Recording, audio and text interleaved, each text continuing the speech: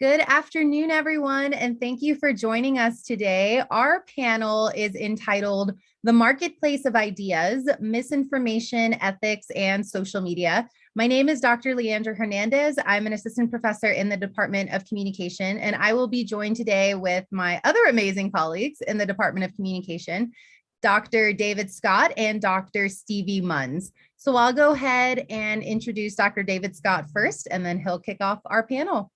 So Dr. David Scott is a professor in the Department of Communication. His interest in the First Amendment began his freshman year when the college debated topic was tied to freedom of speech. His dissertation examined the Supreme Court's commercial speech doctrine, and he teaches media law at UVU in addition to other courses. His current research agenda examines the intersection of religion and culture in the United States, and his presentation is entitled The People's Media and Politics, Why We Can't Trust Government Regulators in the Social Media Marketplace. Take it away, Dr. Scott. Thank you so much. And I think it's pretty safe to say, to title anything that says we shouldn't trust regulators in the government. So far, I haven't had anybody on any political party argue with me about that. So let me get this put together for everybody, and we will make this work. Let's see here.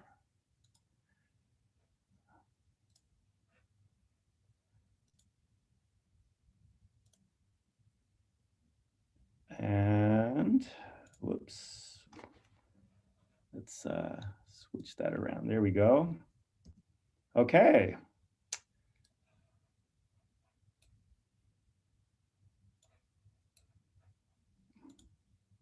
Is everybody seeing the window? We good? Excellent. Okay. So welcome everybody, and I'm really excited to talk about the First Amendment issues tied to social media. I know there's been a lot of discussion about this in recent months, especially since the former president was banished from some social media websites. So let's just get right into the nitty-gritty and go back to the past. So one of the key foundations of First Amendment law in the United States is premised on the writings of John Stuart Mill, who wrote on liberty and is very popular among libertarians. And among other things, he said that censorship was a bad idea, primarily because it robs both the speaker and the listener. It robs the speaker from the ability to express a point of view that might be correct, and therefore we would all benefit. Or if the speaker's ideas are false or misled, it robs the speaker of an opportunity for discourse with other people who might then challenge that person's beliefs and get that person to change her mind. On the other hand, it also robs those who are opposed to that point of view, both from the ability to change our minds and hear those arguments and learn from them. So these are the primary arguments behind this theory. There are a number of assumptions and weaknesses that are tied to this that could be discussed in a whole semester. But the two biggest ones in my mind are first, assumptions about the people, that they will be rational and that they will use cognitive, logical thinking skills rather than emotion or habit or conformity when it comes to determining the value of information. And the second problem of this approach is that it assumes that the marketplace, in this case, the marketplace of ideas, is free and that it's available to all, which may have been the case during the era of a penny press, but in an era of mass media and international media conglomerates, it's very difficult to have your voice heard in the media marketplace.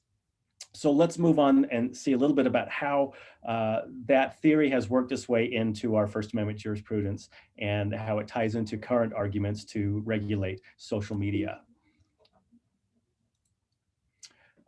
So government oversight of the media, especially new media, is not unusual. In fact, every time we've had advances in media from print to the telegraph, from the telegraph to the radio, radio to television, and now to the internet, we've had government attempts at oversight. Most government oversight in the past has been based on a fear that new media formats, right, are somehow capable of controlling too much of the message, influencing too many people, and undermining usually the will of the government.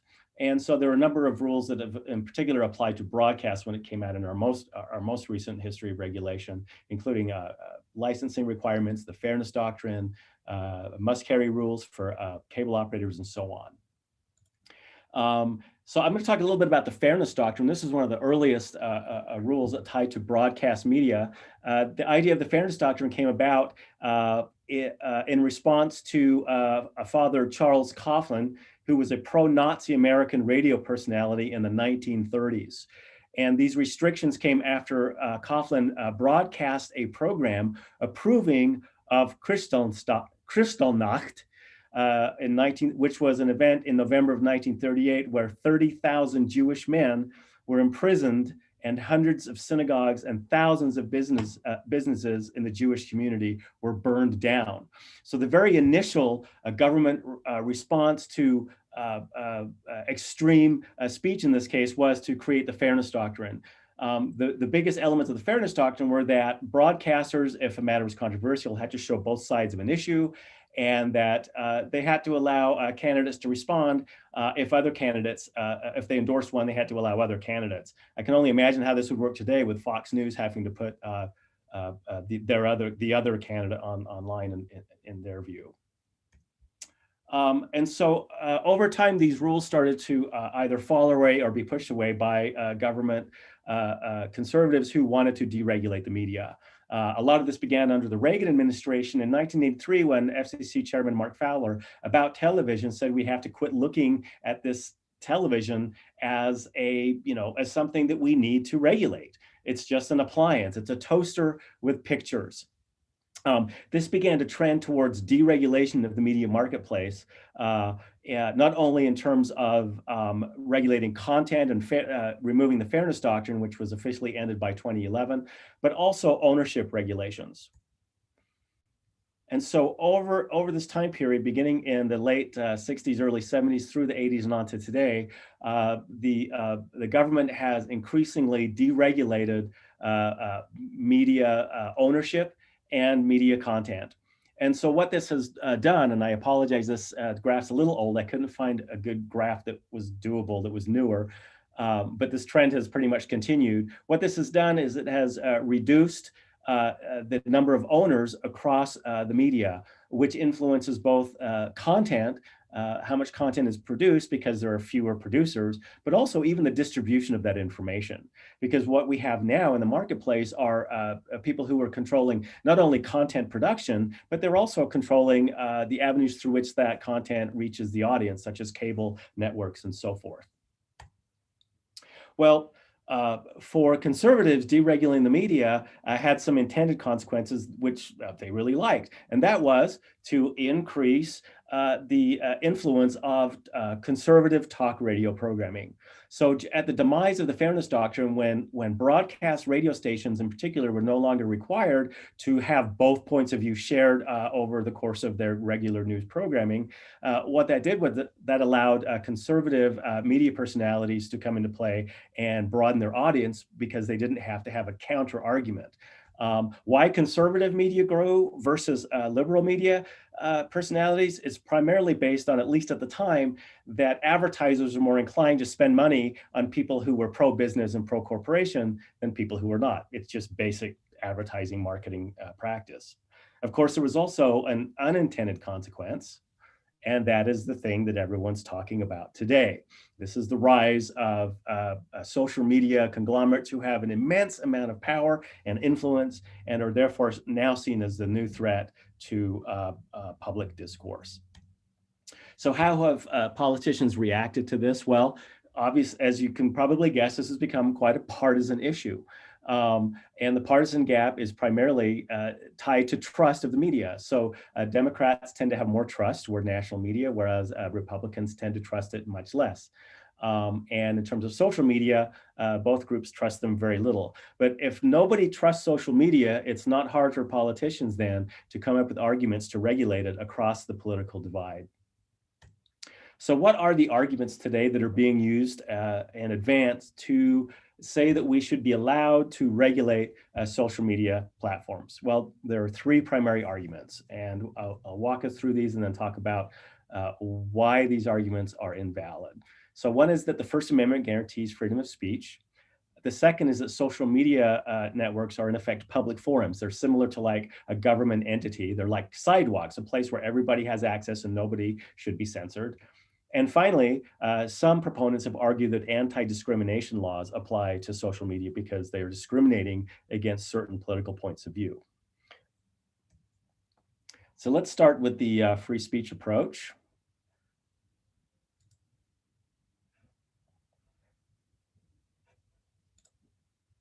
Here we go. At 6, fighting censorship on social media. Governor Greg Abbott announces a new bill to keep viewpoints from being silenced online. We see that the First Amendment is under assault by these social media companies, and that is not going to be tolerated in Texas. The governor making a push for At 6, fighting. So there we have the governor of Texas who has signed a law that basically compels social media sites to carry conservative voices and prevent them from banishing speech that they may disagree with. And the argument here he's saying is that the social media companies are trampling on the First Amendment. Well, I've put up for everybody a copy of the First Amendment, and the very first thing that we see at issue here is that the First Amendment does not grant anybody any rights. It says Congress shall not make any laws abridging the freedom of speech or of the press.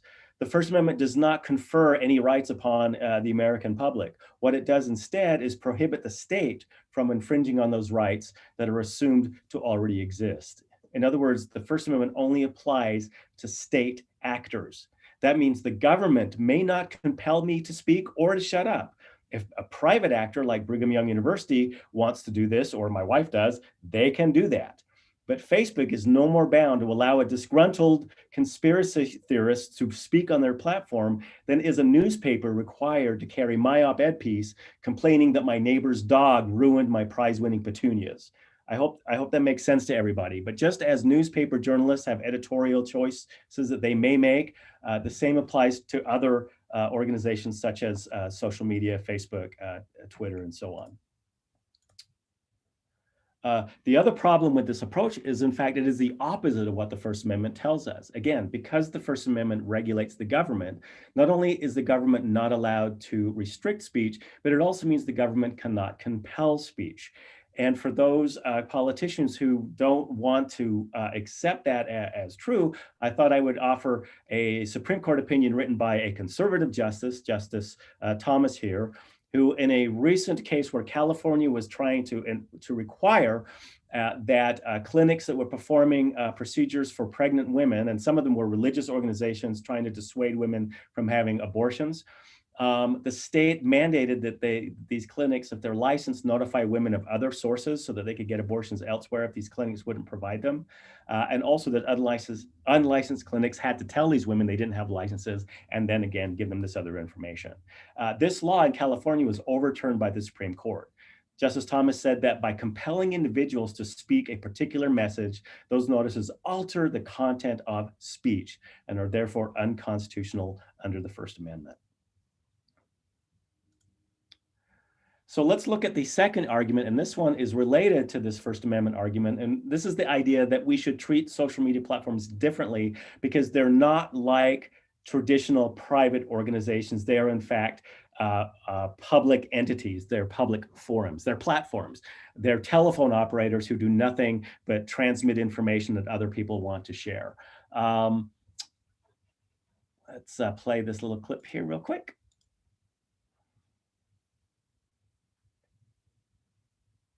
Maybe.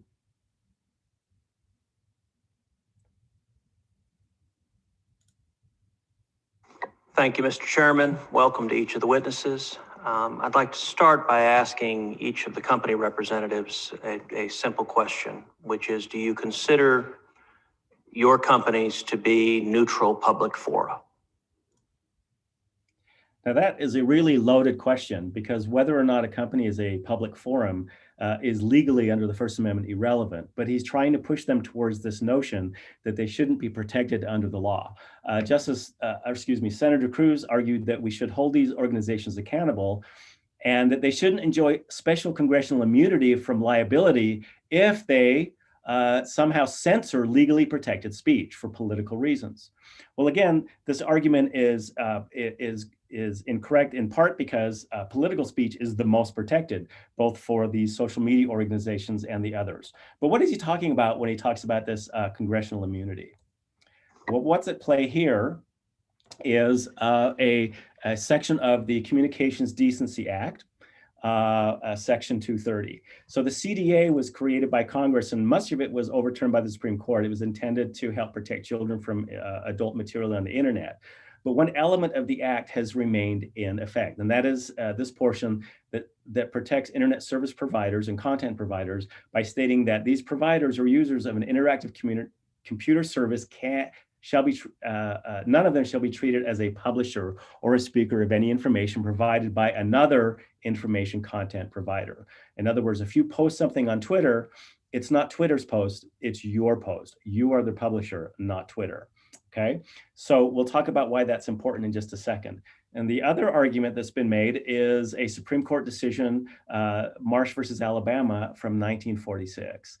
In this decision, Grace Marsh was a Jehovah's Witness who wanted to hand out pamphlets, literature in a town called, what was the name of the town? Chickasaw, Alabama. And she was arrested for trespassing. And she argued that this violated her First Amendment rights. Well, it just so happened that Chickasaw, Alabama, everything in that town, from the houses and streets and sidewalks to the stores, were all owned by the Gulf Shipbuilding Corporation. The town was a private town owned by a corporation. And so the town argued that she had no First Amendment rights there because it was not a government entity at play. But Justice Black, in that decision, said that in this case, however, because the town itself was operating as, in effect, a government, it was doing everything a government does. It provides sidewalks and roads and housing and so on, and taxing people. Therefore, the First Amendment applied under those circumstances. So that's a case that is argued as justification for treating internet service providers as non-private citizens and public entities instead. Well, first of all, Section 230. The argument here is somewhat problematic, both legally and in terms of workability.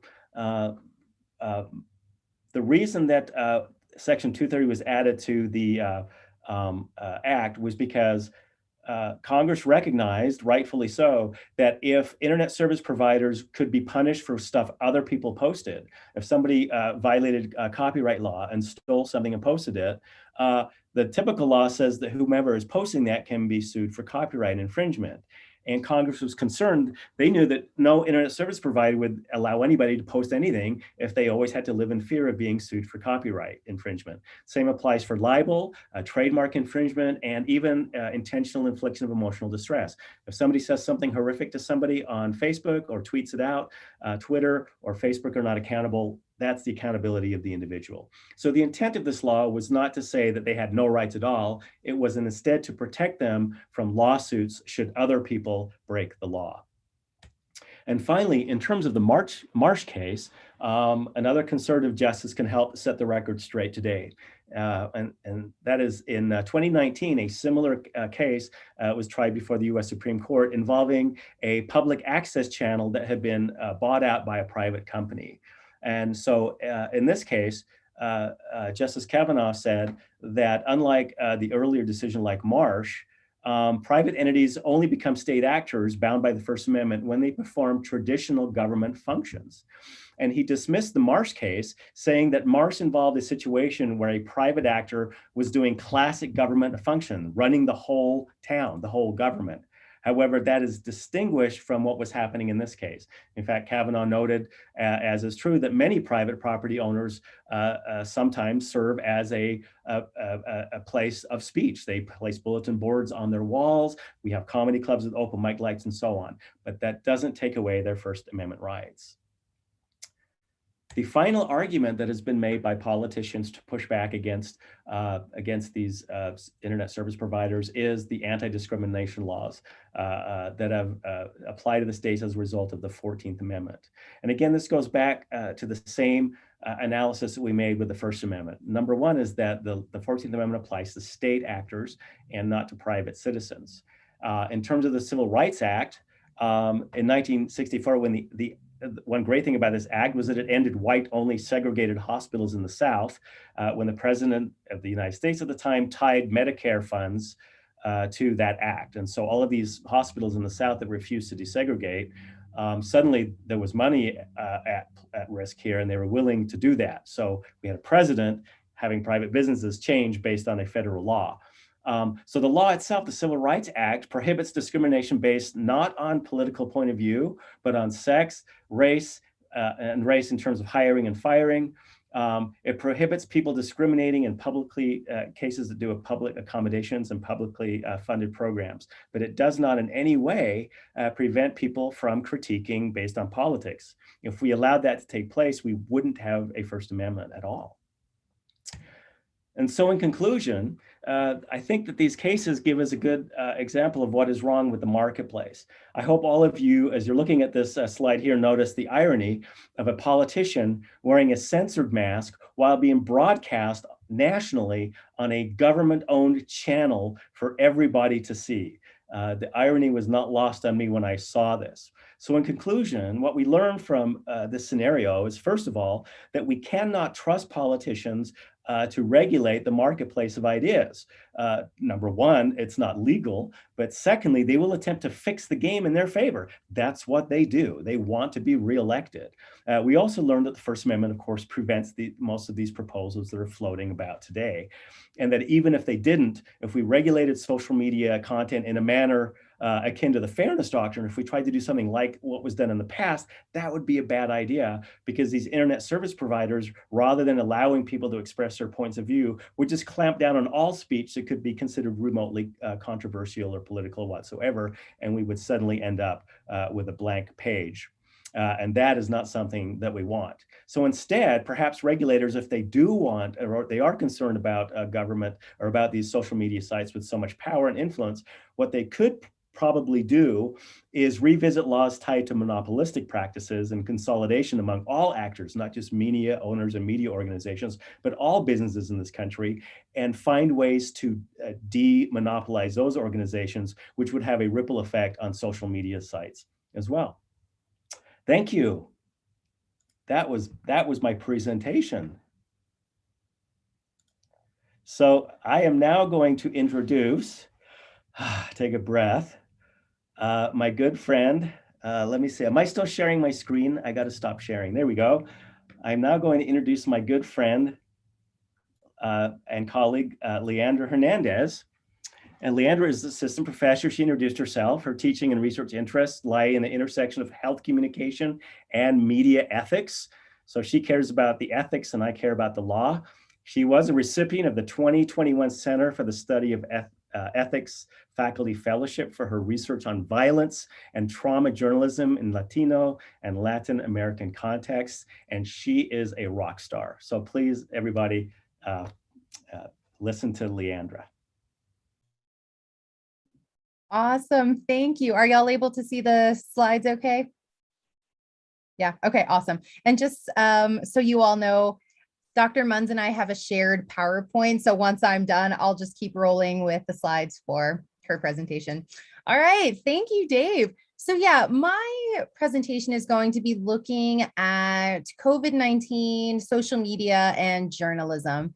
And today, we'll be thinking through the metaphor of the marketplace of ideas, particularly, like I said, in the realms of journalism and social media with COVID-19. Now, as we're working through the presentation, I would really love for you to think about the role physicians play in your own life, right? How have you been socialized to think about medical providers? How do you view your doctors? What's the role of trust and credibility in this larger context? And how has this all been shaped by the global pandemic, especially as it has changed our lives as we know it? So first, before I go on, I wanted to take a little bit of time to chat a bit about positionality. And I approach the intersections of media studies and health communication, or more specifically, like media ethics and doctor-patient communication, through my interest not only in health activism, but also my former experiences working in news. So, like, in terms of my identity, I traditionally use like Borderlands, Chicana feminist approaches to study a variety of different topics, including but not limited to reproductive justice. But like I just said a few seconds ago, the fact that I worked in news is one of the components that really inspired me to think about the intersections of ethics and news framing, and now how we're seeing news circulate in social media spaces. Now, I'm really excited for us to talk about the marketplace of ideas, particularly because in my media ethics courses with students, this is always something that comes to mind, right? We should be able to say what we think. It's our constitutionally protected right. However, as Dave just pointed out, right, what we're really thinking about here is not rights for individuals, but rather rights for the press and rights for organizations. And that's always an important disconnect here, because I also find that in my own research more broadly, individuals think that the First Amendment guarantees individual rights. So then that also raises questions about how larger publics understand the law more broadly. So as Dave also pointed out in his presentation here, the metaphor framework, the marketplace of ideas, really does evoke concepts of freedom of speech and the First Amendment. We're really thinking about debate, discourse, and individuals' ability to have access to such debates and discourses. Now, the goal with this larger metaphor is an uninhibited environment in which truth will ultimately prevail. But as we can tell by looking at the media more broadly in our current day and age, what does truth even look like? How do individuals make sense of the truth? And how are they making sense of what they are consuming from the mass media as well? I mean, another idea here within this larger metaphor is that our ideas, our voices must be able to be circulated within the public sphere, and that we should have the right to express ourselves. However, social media kind of turned this all on its head, right? I found this one quotation by Lukianoff that I thought did a really good job exhibiting some of the larger contentions and issues we're dealing with here, particularly for those of us who do media ethics research in social justice spaces. So the marketplace metaphor, according to Lukianoff, doesn't really capture free speech's most fundamental function, freedom of speech to give you a fighting chance to know the world as it really is. So if we think about it as a spectrum, when I think about marketplace of ideas and free speech, I generally tend to approach it from a journalistic background, right? So how are journalists approaching the news? What sorts of fault lines or backgrounds are they utilizing to help them tell stories through the news? And if news isn't very diverse, how does that impact the stories that are told and that are circulated? So I tend to personally approach the marketplace of ideas from a social justice perspective, an idealistic perspective, hoping that such voices contribute to the conversations in powerful ways. And that's why I have here on the slide, kind of going back to what I just mentioned a few seconds ago, right? When we're thinking about the marketplace of ideas in a social justice context, the understanding is that the marketplace of ideas is inadequate when voices are left out. So for example, when we teach media ethics, Dr. Stevie Munns and I have a code of ethics assignment where, regardless of our students' backgrounds, they have to draft a code of ethics document to hopefully guide their future principles and future practices. Now, even in healthcare situations, we still have the same sort of idea with medical codes of ethics that are supposed to guide medical practices and principles, and even doctor-physician or doctor-patient interactions and relationships, all in the name of like diversity and truth. However, COVID-19 and social media, like I said earlier, has just changed all of this as we know it. And one of the things that I love the most about our panel and our time together here is that we three would love to talk with y'all about your perspectives of how the marketplace of ideas could and potentially should be revisited, right? When it was constructed several years ago, I don't quite think the original thinkers thought through what it might look like in the time of social media.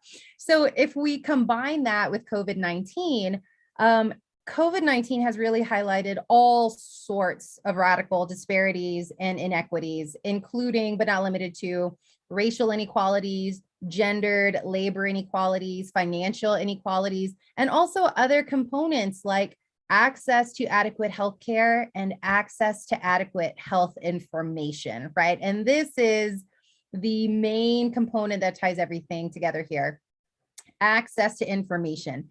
Because if we think about public health mandates that were generally rolled out at the start of the pandemic, wear your mask, wash your hands, and social distance, these sorts of public health mandates or recommendations are laden with privilege because we're assuming that individuals have the opportunity to social distance, not have to go into work, and perhaps not live in larger multi-generational households, right? So we already have this larger context within which we're working. But then what happens in the middle of a global pandemic when we have the crisis of truth, distrust, and misinformation? And I'm also teaching an advanced health communication course right now where we are currently every class period trying to make sense of all of these components because information overload is the name of the game, right? How do we make sense of all of the information we're finding online, particularly when individuals are able to quite literally spread anything, whether it's conspiracy theory, misinformation, and the like. So the marketplace of ideas is a really good metaphor for us to think about how all of these factors are converging in health context, particularly with truth, distrust, and misinformation. So first and foremost, contextualizing all of this, we have concerns about truth writ large. And we don't have to look much further than recent politicians and our previous presidential administration to see how such words and phrases have chained down in the mass media. Truth, partial truths, alternative news, fake news, and the list goes on, right? So we already have that. But then at the same time, we also are seeing attacks on journalists, right? Like at the Capitol earlier this year. And also the acknowledgement that journalism is quite literally one of our most dangerous professions currently. And it shouldn't have to be that way, right? But here we are with all of these factors. Then chaining out through the mass media in certain journalism outlets, and then also on several social media outlets, we see public and political attacks on our global, international, and national health organizations, and then conspiracy theories, right? And then the real physical manifestations of conspiracy theory ideologies. So we are working with a lot here. And then how can we have a conversation about this without talking about fake news, right? So when Dave was mentioning earlier that we're condensing a whole semester long course into 10 to 15 minutes. I really feel that sentiment here because, we could talk about this for months. And it's interesting to think about how fake news also chains out on social media because this is something I talk about with my students all the time, the understanding that fake news is a new phenomenon, when really it's not. We're just starting to see the term fake news utilized more frequently as a new phenomenon. So several studies have found that fake news headlines actually fool Americans pretty frequently, right? One 2016 survey found that fake news headlines fool American adults 75% of the time. That's a very large statistic, but depending on your own orientation to viewing media ethics, perhaps it's not that surprising. And then not only are we working with headlines here, but we're also thinking about viral posts, fictitious accounts, satirical accounts, and the like, right? All at the end of the day here, hoping to mislead the public. So we're working in this sort of media sphere here, looking at fake news, distrust, and misinformation. Now, what happens when healthcare officials and physicians get involved? And this is something that has been particularly troubling to me, not only as just a general individual and a general patient, but also as someone who researches media ethics and health communication in real time, right? So one way that we can think about it is how COVID-19 misinformation has been circulating in social media spaces and media spaces more broadly over the last year. Now, in order to successfully influence public behavior, if we're thinking about the role of public health practitioners, public health officials really have to start by projecting their message and maintaining credibility. How do you do that in the current time frame, right? That's probably a conversation for a different day, but we are seeing credibility attacks for health organizations and health professionals across the board in mediated spaces. Now, another factor here that's important to keep in mind is time. So oftentimes, public health officials are disadvantaged when we consider the speed of science, like with vaccines, versus digital information transmission, right? Once you get one post going, one headline takes off, it gets circulated to no end. Then when we actually think about our public health political figures like Dr. Fauci here on the slide, for example, Smith and Walnes identified that there are three core issues here faced by global public health officials, especially in the time of the pandemic. One, concerns about questioning the messenger amidst a chorus of voices. So you would hope that in an ideal moment, Dr. Fauci would not have been questioned as the messenger of all things COVID related, but yet here we are in the other C or chorus of voices. There's also the second core issue of politicizing the messenger in the midst of volatile politics. And again, this is an issue we're still dealing with here. And then ultimately mistrusting the messenger. So Dr. Fauci gets framed as like the number one messenger in the global pandemic discourse, but we also have several other individuals who are playing a big role here, like our own medical providers. And this is where it all converges. So I asked earlier in the presentation for you to think a bit about how you view doctors, what role they play in your everyday lives, and how, like as patients, we have been socialized to view medical providers and physicians.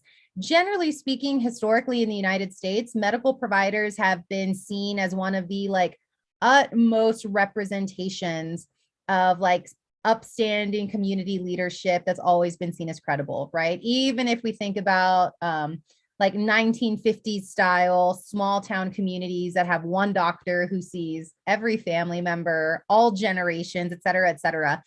In other words, doctors are supposed to be individuals that we can trust, who wouldn't lead us astray, who would give us accurate, timely, scientific, relevant information. However, one perhaps unexpected outcome of the larger global pandemic issue is having physicians who are very forthright and outcoming about their distrust of COVID, their distrust of the COVID vaccine, and also the way in which they talk about this information with their patients. And as someone who studies doctor-patient communication in such spaces, then I start to wonder, like, how are we making sense of this from an ethics perspective? So on the next few slides, I have a few examples of different headlines that have been coming out recently in the last month about physicians who are either posting misinformation online and or like essentially misleading patients in physical interpersonal encounters. So in this one slide, you can see physicians who post COVID-19 vaccine information, misinformation, may lose their license, right? So this is one example.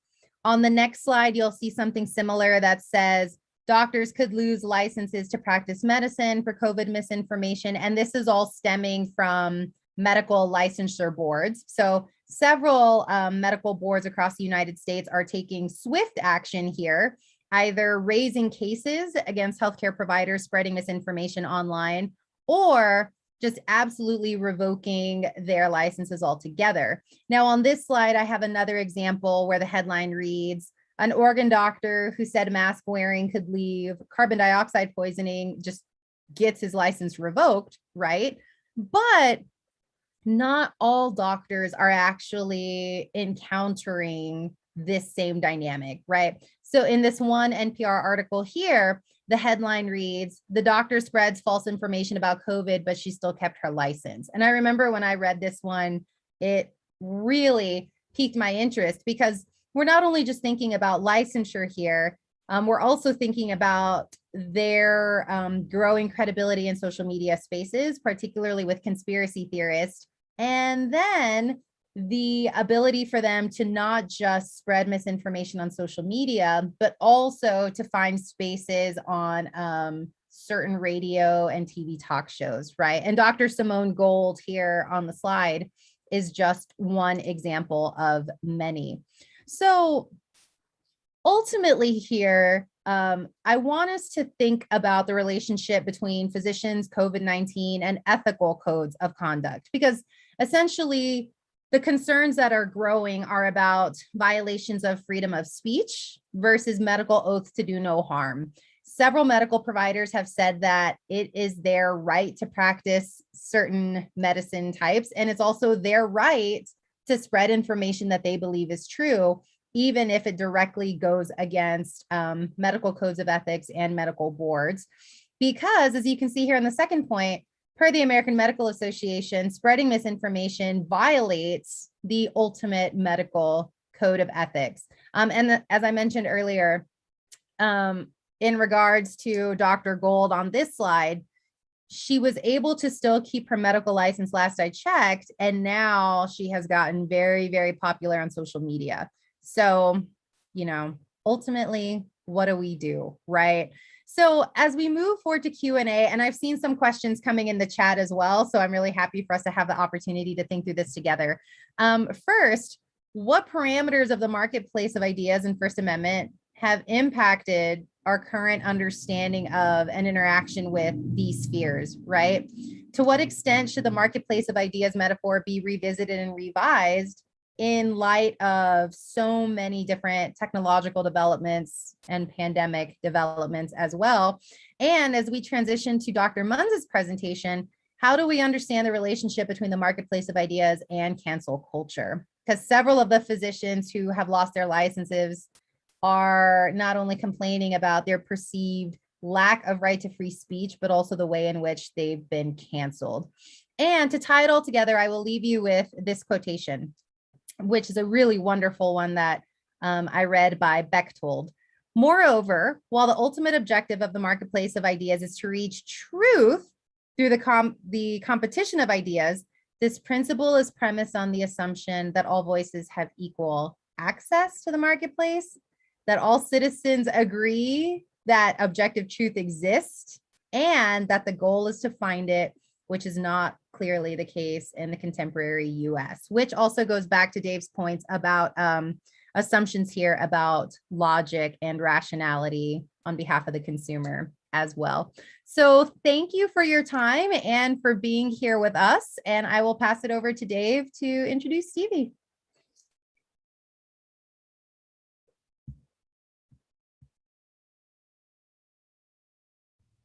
Oh, couldn't find the button. Sorry for that delay. Okay, Dr. Stevie Munz, also one of my colleagues and a wonderful human being. She is assistant professor in our Department of Communication. Her research program focuses on exploring the cultural experiences of identity, power, gender, and sexuality. In particular, she is concerned with how human beings understand and communicate these relational, political, and social experiences. And she too is a rock star in our department. Some of her research is unbelievable. Read her stuff. Stevie, it's all yours. Thank you so much. And so today I'm gonna sort of take what Dr. Hernandez and Dr. Scott did, and I'm gonna look at this through one sort of case example. And so I'm titling this presentation, Bending the Gender Binary, Ethics, Beauty, and Social Media. So kind of that we have an understanding of where we're headed here. This presentation is going to focus on the performativity, so the actual doing of queer beauty experience. I'm going to focus also on just a few beauty influencers that identify as queer in the social media space. And in looking at this, I'm going to do a quick critique of post-feminism as it's used to look at the media space, and we'll kind of get into some of the issues there. And then finally, we're going to wrap this up with a bit about cancel culture, particularly looking at queer beauty experiences. And so we all have a similar understanding in this presentation. I'm going to use the terms queer, genderqueer, queering gender. And these are the working definitions that I'm using to understand my different examples that we're going to work through. And one of the important aspects of queer experience is to understand that it falls somewhere in between, but also outside cisgender experience. And it can relate to sexual orientation, but it doesn't have to. And it also is a political move. So it's a rejection of that gender binary that in larger cis straight society, we tend to believe is like the only truth. And so this is kind of a platform from which we're going to move to other places. Okay, so in the social media space, beauty influencers have played a critical role in advancing the beauty industry. And we're seeing on YouTube, Instagram, TikTok, that these are just powerhouse spaces for beauty influencers. Today, there are influencers that have anywhere between 18 million to a couple thousand subscribers across these different platforms. And so we know that the following is strong. We know that people are watching influencers in this beauty space. But we've also seen a lot of shifts happen. One big shift is around product placement and endorsements, and we've seen the advent of self-branding. And so there's a number of beauty influencers that have come up with their own brands and own products. We've also seen different brands expand. For instance, sort of classic brands, CoverGirl, L'Oreal have really sort of broadened their product line, but also the folks that they work with through their products. We've also seen contracted beauty influencers develop their own brands with an array of different products, everything from vitamins for your hair to your skin, cleansers, oils. And then finally, we're starting to see some movement happening around gender neutral makeup lines, as well as body positive makeup lines too. So the influence of social media beauty kind of gurus in the space is just undeniable. Changes have happened as a result of these folks occupying the space. A consequence of this is, though, that as a result, there's a demand for heightened visibility, heightened authenticity, and heightened individuality. So there's a tremendous amount of competition in this space as well, while at the same time, it seems that the audience wants only these kind of three characteristics or qualities from the beauty influencers that they're watching. And the other layer to this is a heightened expectation of femininity, which is kind of what is going to get us into this conversation today around queer beauty influencers. And when we take all this together and we look at some of the different influencers that occupy the space today, we can see how these demands are just increasing in the space. And so one of the questions that we can kind of wrestle with is really, what are the ethics around those sort of feminized expectations? So then we get into another sort of conversation, and that's really about queering makeup. With the advent of queer makeup artists about 10 years ago starting to really become prevalent in the space, we see different uses of makeup. We see whether the direct acknowledgement, but definitely some co-opting of drag culture and drag experiences put into the space for the consumption of predominantly straight white women. We also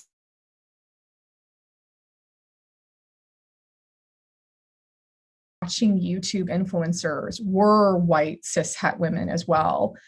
We also know Jeffree Star as one of the first big beauty influencers in the YouTube space. There are a number of influencers before Jeffree Star, but when we think about YouTube and Instagram especially, Jeffree Star has sort of done something very different than anyone else has to date. And as I was, preparing for this presentation, I was struck by the fact that he has an average, or they have an average of 16.3 million subscribers on their YouTube platform. And they're the only queer person and beauty influencer on the Forbes list, according to in about 2018, bringing in about 18 million. So we also know that this is a platform in a space that is highly monetized. The neoliberal structure is churning really well in this area. And we'll get into some of the, I think, ethics around that with trans experience in here. Okay, so My ethical conundrum in this space is that the majority of this work uses what's called a post-feminist analysis to understand the experiences in the media. And what this means, if you're unfamiliar with it, is that it really argues that femininity, girls, women are centralized in the commodity culture. There's this intense hype.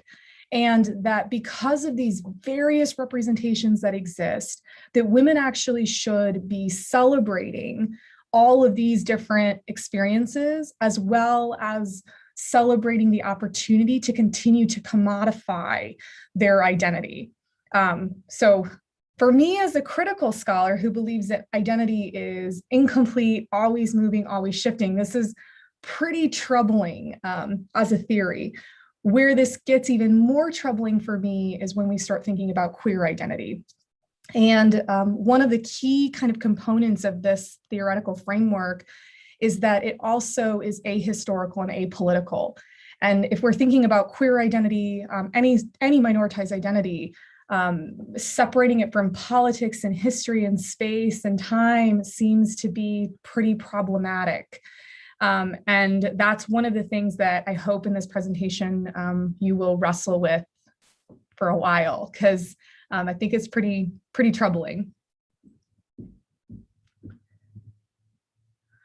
Okay, and now let's get into kind of the nitty-gritty here with post-feminism. When we think about post-feminism, it also argues that structural inequalities are sort of over. Everything in society is sort of doing well. We don't have to worry about, women climbing the ladder, gay men climbing the ladder, so to speak, in corporate America, because structurally society is perfect. This also opens the door for scholarship and for folks to argue that we live in the, quote, so-called post-gay cultural era, meaning that any sort of gay, queer, non-straight concerns have been taken care of. And so everyone who's not straight, things are going great, don't worry. That's kind of in a nutshell of what this is arguing. And again, I have in here, a critique of this is that it is ahistorical, it is apolitical. It ignores any kind of historical things that have happened that shape the queer experience. And then when we're thinking about the queer body in our society, the queer body is in of itself political. It's a political representation of experiences that have happened around this body. And so for me also, as a scholar who's concerned about performativity and concerned about body politics, it's pretty troubling when a lot of media analysis is using this theoretical lens to understand queer experience. The other issue with this is that this theoretical lens is not intersectional. So as a lens that doesn't understand intersectionality, it isn't concerned with racial politics. It isn't concerned about the raced body. It is not concerned about ethnic experiences at all. And so this is pretty troubling when we're thinking about the various representations that are in the social media space and what they're doing and how they are shifting society in particular ways, if we believe that we live in this post-feminist, post-gay era, right? That's pretty troubling. And so what ends up happening as a result of an analysis in the media space using this lens is that there's actually the creation of the idealized, highly fetishized, feminized subject. And this is what takes us to our sort of examination of some queer, trans, beauty influencers. And with this, there's this heightened sense of sameness expectation that we're seeing in this social media space. Okay, so a few beauty influencers. There are many more today than when Jeffree Star about 10 years ago kind of came into the YouTube space. I've selected just for this presentation. So if you are familiar with this space, you know that it is growing and there is an increased amount of diversity, although I would say it is still highly dominated by white men, white queer men. So kind of, think that also through. So Jeffree Star, James Charles are a couple very famous. James Charles, excuse me, was the first man to be a cover girl model. That was really kind of a huge thing in the beauty industry. I have a few more.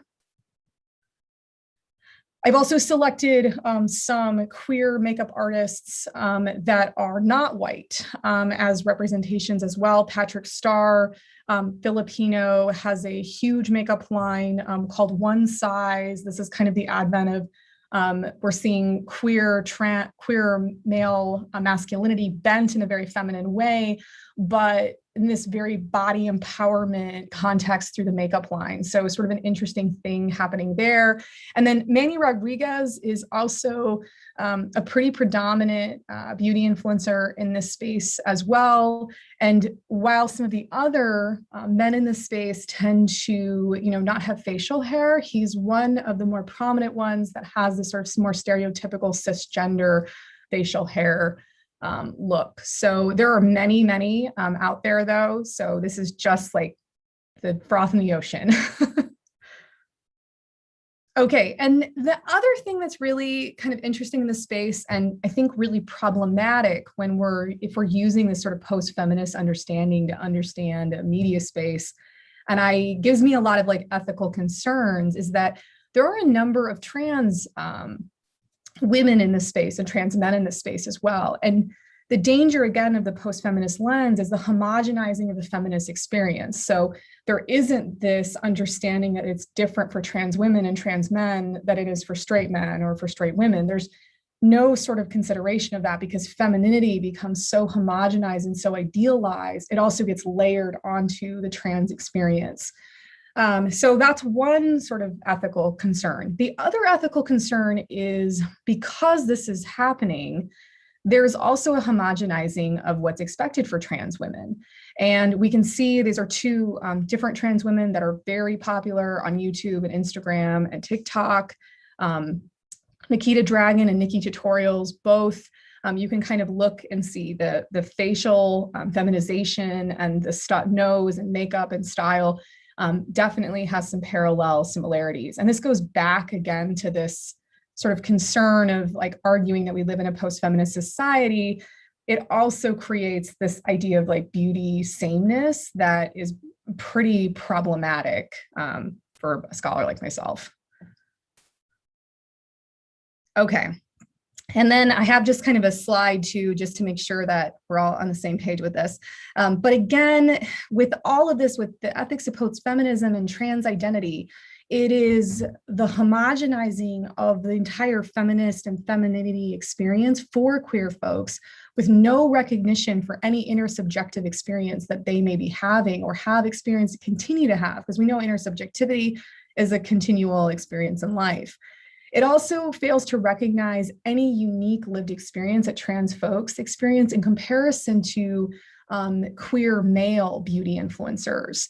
And this is really kind of the tension that I see as being really troubling, because the trans male or the gender queer male experience and the trans experience is distinctly different. But through this lens, it sort of becomes homogenized as one expectation. And then obviously, the other thing, if we're talking about this, is we can't not talk about the commodification of it. One of the things that's happening in this space is the commodification of trans identity. And I think there needs to be more ethical consideration, especially for straight people that are taking this culture and using this culture without having to live, through the violence, the trauma, the tensions that exist around trans life in a straight society. So those are a couple of things for us to think about. And one more thing question in there is this other really kind of ethical conundrum is happening where transgender experience is being reinforced through consumerism and essentialized, like almost boiled down to something that can be like distinct. And so then at the heart, what queer identity is becoming increasingly more fixed. And I find that to be pretty troubling when the queer experience is really a move against the straight experience, right? A bend to the binary. Okay, and now to cancel culture. So in our quick journey through the social media conundrum that is the beauty space on YouTube, one of the things that's happened that I I think we would be remiss for not bringing up is the cancel culture on YouTube, especially in the beauty space. There's a number of just issues and things that have happened. I'm going to just talk about a couple, but if you're familiar with this space, you will know of all kinds of things that have happened. So cancel culture really briefly is a modern form of ostracism. In a social media place, it's typically, you're going to lose a lot of followers. Your platform is going to become irrelevant. Like nobody's going to go there anymore. But one thing that's really interesting in this space is that there's been some pretty big examples. So I'll start with James Charles. Charles is currently in the media and under a lot of scrutiny, except for not being canceled fully. And what James Charles has been brought kind of to attention over is a series of DMs to underage boys asking for sexually explicit photos to be sent over Instagram DMs. And James Charles kind of goes back and forth, sometimes apologizing, sometimes not apologizing. This seems to be a repeated thing that happens over and over. And while there's a lot of folks within the beauty community that want James Charles canceled, it doesn't seem to be happening. And he has lost a lot of followers, but still has a big contract with some big cosmetic companies and big cosmetic lines. So there's some kind of really troubling things going on there. Like why hasn't he been canceled by anybody in the community? Why hasn't folks pushed for that? And also, not just to put on the beauty gurus that are occupying the space, but what about the average folks, right? Why are folks still watching someone where there are receipts of all these things happening? And there's also a lot of accusations with James Charles around sexual grooming of young boys as well. So pretty troubling stuff. If we flip over though to Jeffree Star and Thomas Halbert was canceled. What's interesting in this situation though is that Thomas Halbert brought up a video that Jeffree Star had posted 12 years ago, where Jeffree Star says a variety of racial epithets and just overwhelmingly lewd things. Jeffree Star has like an apology YouTube, video and a bunch of things that they say about it, kind of saying like I was young and et cetera, et cetera. But Thomas Halbert comes out and says, like, kind of while that happened 12 years ago, I've been at Jeffree Star's house and they're still saying these things. They're still saying racial things and they're still saying things that make me uncomfortable. And Thomas Halbert goes as far as to say that Jeffree Star is actually someone within this community that likes to have receipts on other beauty gurus to kind of hold them hostage or to kind of extort them and make sure that they, stay in their sphere of control. And Thomas Halbert also said that this relationship with him and Jeffree Star caused him a lot of mental concern and a lot of sort of anguish. And Jeffree Star, because of the power, I think, of his platform, and because Thomas Halbert was sort of groomed by Jeffree Star in this space, Jeffree Star sort of cut Thomas Halbert off from any connection. And effectively, Thomas Halbert has become kind of inconsequential now in the space. Like, still exists, some people still follow him, still has a number of followers, but definitely was on the rise to be, maybe a top beauty influencer. And now it's almost like Jeffree Star has spoken, no one else gets to speak. So I leave you all with this sort of conundrum of how do we wrestle with a theory that tends to homogenize identity in this really problematic way when we're looking at the media. And also, how do we handle situations like this around queer experience and trans experience that involve cancel culture? What are the ethics involved with this?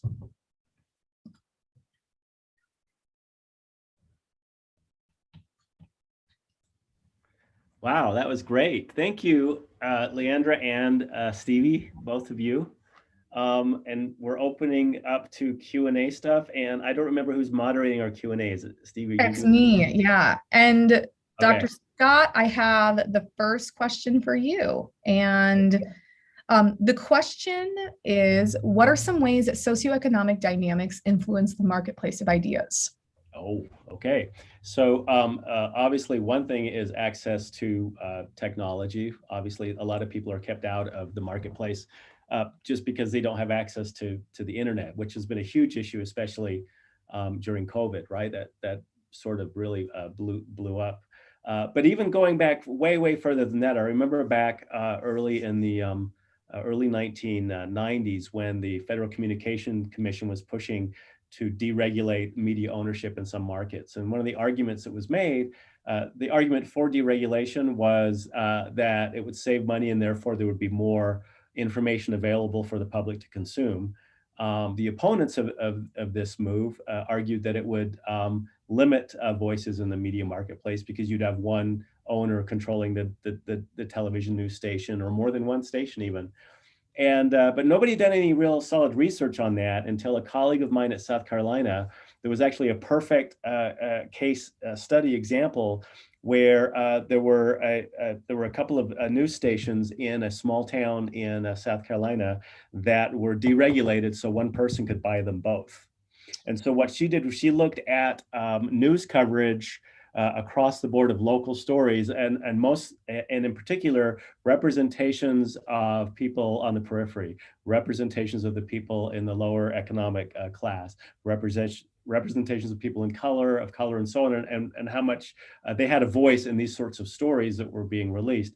And what she found, surprise, surprise, is that the year prior to the merger, those voices were heard much more frequently than post-merger and post-deregulation. So when you have fewer owners, they're going to cut corners in order to maintain profitability. They do it, and they have fewer reporters because that's why they buy too, so they can cut out some of the reporters. And obviously that means stories are going to go by the wayside, and that's exactly what happened in that case.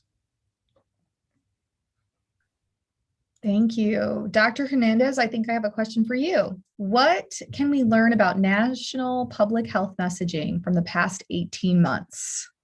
Ooh, goodness. Lots of ideas, not a lot of time. I think ultimately we've learned that we can't underestimate the power of social media disinformation and conspiracy theories. Because as we've been seeing, news headlines have highlighted time and time again how individuals are dying rapidly from COVID-19 because of not getting the vaccine, even though they had access to it. And we're also starting to see reports resurfacing about overwhelmed ICUs at the same time that we're starting to see larger cultural feelings that it's over, we want life to get back to normal, even though we're very far from the end of it. And I think for those of our students who are tuning in, especially in like communication, public relations, strategic communication context, when we think about national public health messaging, it really highlights the importance of not only like building credibility fast and stressing credibility maintenance, but also working with utmost expediency. Because as we're starting to see, as soon as we get news reports coming out and public health mandates and updates, we start to see the spread of misinformation happening like literally at the same second, right? So we can't have good public health messaging or campaigns without an acknowledgement of those dynamics as well. And Dr. Munz, it looks like we have a question for you. Here we go. It seems that most individuals who are canceled simply move on to new audiences and communities. Can you speak to the difference between completely losing an audience and social credit and the shifting of audience? Yeah, it's a great question. I think to answer this question, I'm going to try to do it like this. I think what we have to think about with that is the identity experience of the person who's being, quote, canceled. In the beauty space on YouTube, if we're talking about queer male identity, there's such a strong bonding that's happening between the queer gender performance and then the makeup products that they become almost one because of this heightened expectation for femininity and this heightened expectation for vulnerability and this heightened also expectation for authenticity.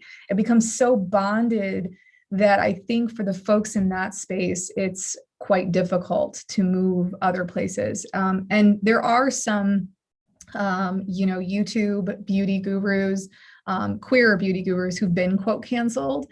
And it seems that they can't quite make a shift away from the beauty space. They can reposition a little bit, maybe on Instagram, they can reposition a little bit on TikTok, but somehow the followers also that know the person know them in this highly bonded way.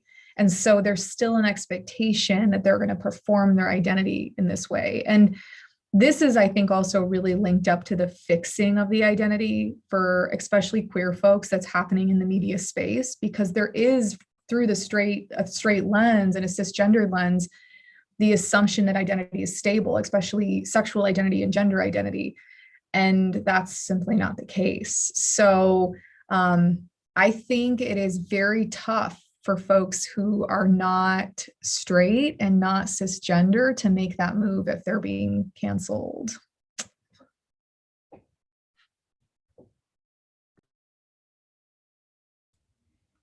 Are there any folks out there that want to shoot more questions our way? If not, does anybody on the panel want to ask each other a question? Do we want to talk about the ethical way to control disinformation? I was actually just about to toss that one to Dr. Scott, because I would love to good about that. You're asking a law professor to discuss ethics? What? How dare we? You know, I think that it's hard to find a solution.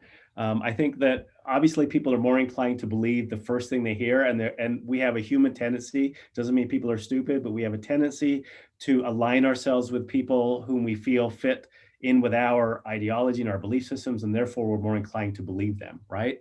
And that's just human nature. I think, and obviously this is not just happening in the United States, despite the fact that there are other countries that don't. Not everyone has their equivalent of a right-wing Fox News channel or an extreme right-wing organization. At least I'm not sure that they all do. But I think there are two things that need to happen, and this is a long-term thing. One is media literacy. I think we need to teach our children growing up in high school, junior high school, and at universities as adults, media literacy, to understand how media organizations work. It's easy to believe in a conspiracy, a media conspiracy, until you work in a newsroom or until you work at an ad agency, and suddenly you realize that these things just can't happen. It just doesn't happen that way. So that's the first thing is literacy. And the other thing that I've always promoted, and it's my own idea coming from England originally, is I like the notion of public radio and public television and a publicly funded information service provider. The research that has been done on media content bias is almost always consistent, no matter who is presenting this research, that national public radio programming, which is considered the most liberal by some, and publicly funded news organizations tend to be the least biased, tend to tell the story with the most context over all other news organizations, and especially over pundits who are not really journalists, right? Those talking heads who just interview people to express a point of view and outrage. So I think having some form of a tax for everyone who owns television and who streams content, and use that tax to create a government sponsored advertising-free programming. I think removing advertising from the agenda and the profit initiative might help create a space for more journalism that maybe people hopefully could trust, but who knows? That's my thought.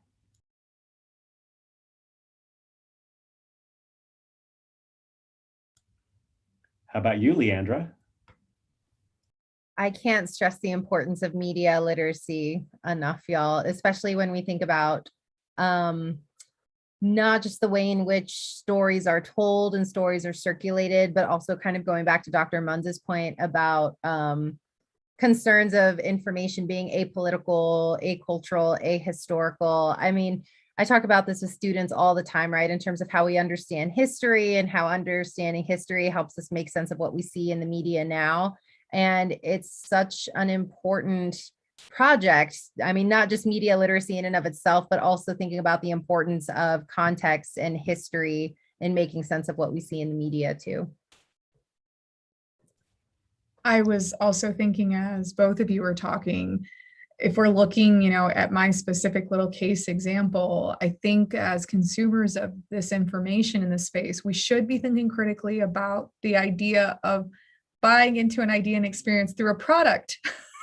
This should feel troubling, and I think we need to really think those associations through more clearly and more critically, because it says something about our society on who, in my case, on who gets canceled and who doesn't get canceled. They all have huge products behind them, and they have huge endorsements. But it seems that one particular YouTuber, even though has been known to have requests of sexually explicit photos to underage boys or to children, nothing's happening.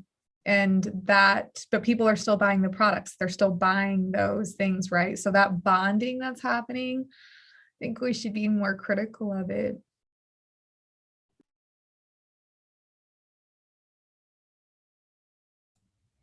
I'm curious if anybody who's listening is interested in any other topics related to politics or political discourse around social media or using social media. Does anybody else who's observing this have any thoughts that they'd like to add on the Q&A thing that we could talk about in terms of what their concerns might be?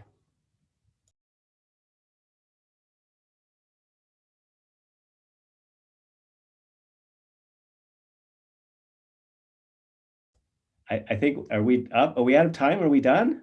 So we're actually out of time. Yeah, well then I will, I thought we were on till 4. I'm glad I didn't have to have some producer somewhere telling me to stretch this out.